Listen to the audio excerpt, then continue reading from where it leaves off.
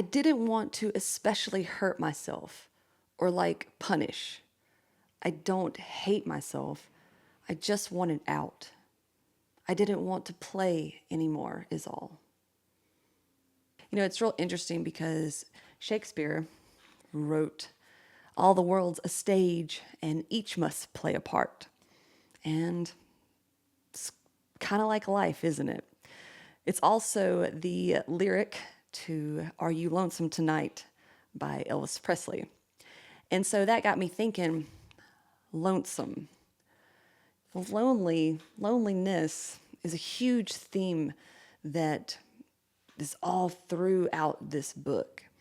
And I found it interesting that, when Googling and looking up information about this book, Infinite Jest, I kept finding a lot of people saying that they thought it was a funny book.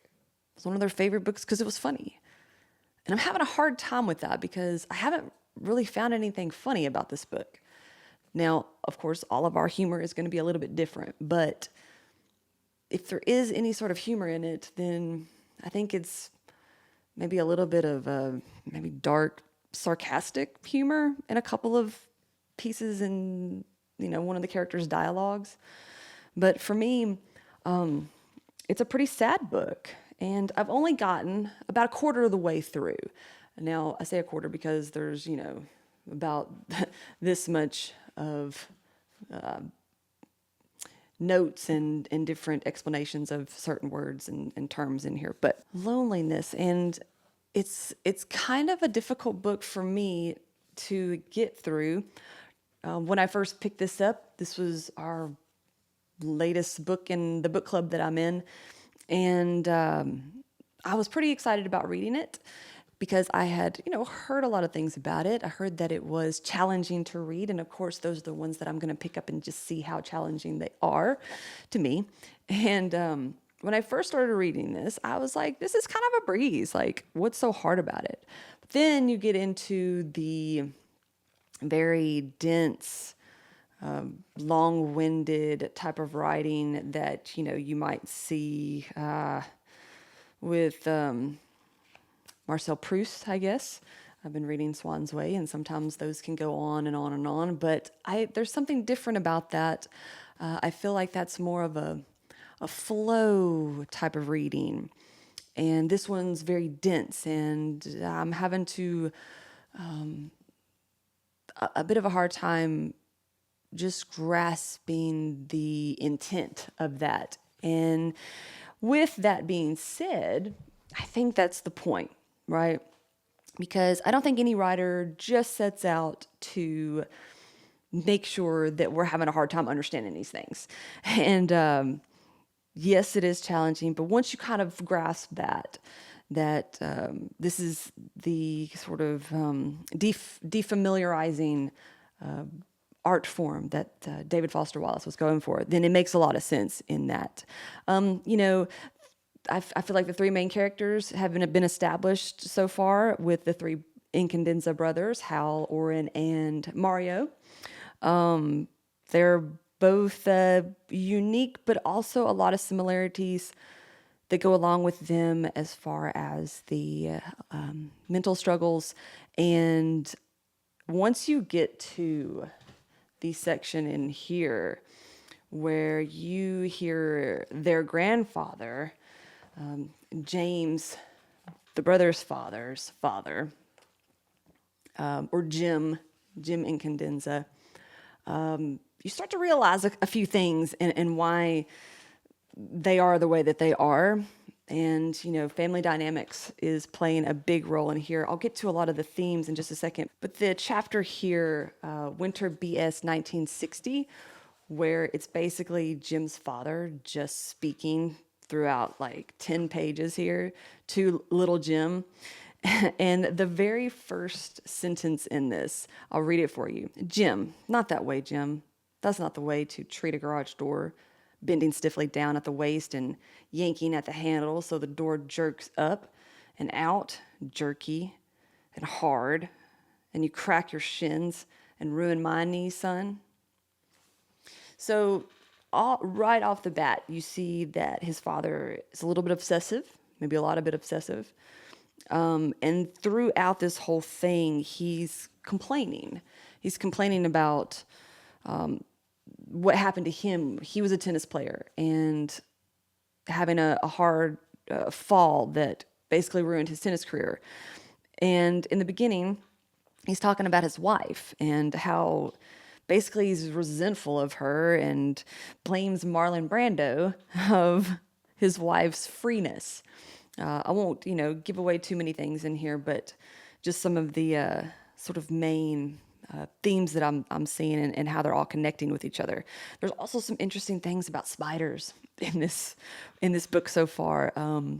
First, you start out with Oren's AM dread that he has developed, and then you start to see some other mentions with Jim's father, their grandfather, talking about black widows. And I'm just like, is this sort of a symbolism for the women or, being a widow? Because we know that Jim eventually commits suicide, and which they let us know that pretty early on in the book. So I'm not really spoiling anything there. It hasn't gotten into the details of all of that just yet, but there's quite a few different themes going on here and some interesting characters. And one thing that I've kind of sort of mapped out here in my reading journal is all these different themes that are kind of running together, and whether they're the cause and effect of each other. Some things that you notice pretty quickly is anxiety, is an addiction. Just in that passage alone with Jim's father, you can tell he's an alcoholic, as the conversation or his dialogue or his monologue, where it starts out, and as it goes on, gets a little bit more intense throughout because he's drinking as he's saying all of these things. And so, we see anxiety with Hal and Oren, and how they develop these addictions. With Hal, it's with weed and pills and acid. And it's kind of one of those things that go hand in hand with anxiety and addiction. The anxiety may cause you to form an addiction for some sort of substance. An addiction with that substance is going to contribute to your anxiety and develop into habits. Maybe now what we're seeing, for example, with Hal keeping his weed addiction a secret. He says that it's almost as fulfilling to do it in secret as it is the actual act of smoking weed and getting high. And so all of those contribute to the loneliness that these characters are now having to go through, how their experience. And one of the factors that I believe that contributes to that whole thing is the family dynamics of the Incandenza family. And then you might be able to see some of the other players at the tennis academy and their loneliness, and that they're, dropped off at this place to live and go to school and to play tennis and to have all of these things, almost like a military school, like you have to do it this way, and everything is done in this specific order. And of course that can contribute to some loneliness, and there was probably some family dynamics that went into sending them there. So I think family dynamics has a pretty big role in all of this, and just the experiences that especially the three brothers have had. Also, there's some mental health issues that come about, that sort of grow out of all of this. And then what happens? Those mental health issues go back and fuel the anxiety, fuel the addictions, the habits. And then what happens when those intensifies? The loneliness intensifies as well. So that's kind of where I'm at with this book. Let me know if you have any similar thoughts. Let me know if you have completely different thoughts and you actually think this is like the most hilarious book you've ever read. That's interesting to me as well, because our minds, pick up things, especially books and writing, because this is supposed to be a piece of art. This is things that are supposed to make us think and try to put ourselves in the shoes and the minds of these characters, and not just the character, the writer, David Foster Wallace, because that's a whole other show, right? I'm not like the most up to date with him, but it's pretty interesting when you hear some of the things that get compared. Like a little bit of him is in all of these characters. At least that's what I have read. And I feel like he's purposefully defamiliarizing our perspective on this book, and really just in order for us to immerse ourselves with the unfamiliar art form of this.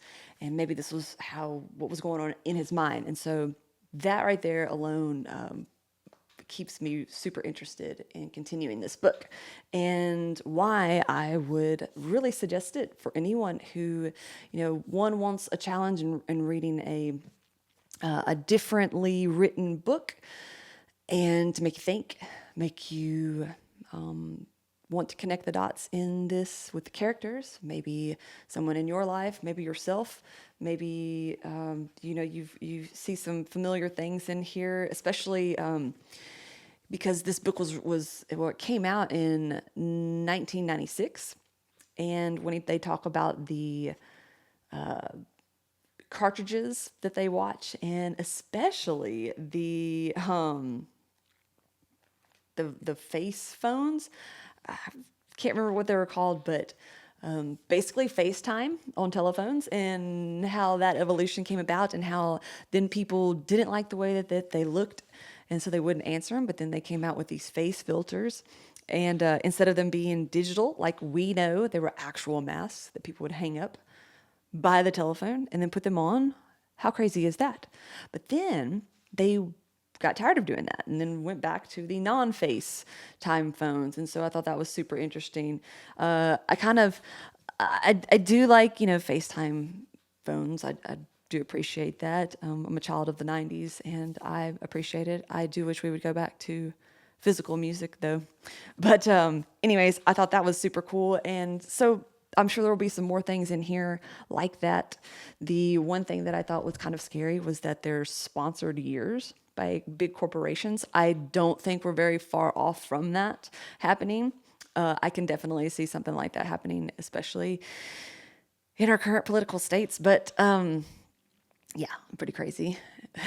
But yeah, so those are kind of my first thoughts on this. I'll have another one coming out. I guess I'll do them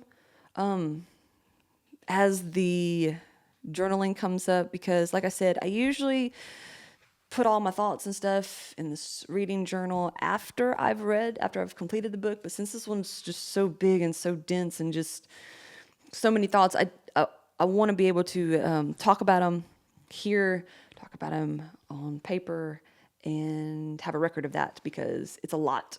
It's a lot.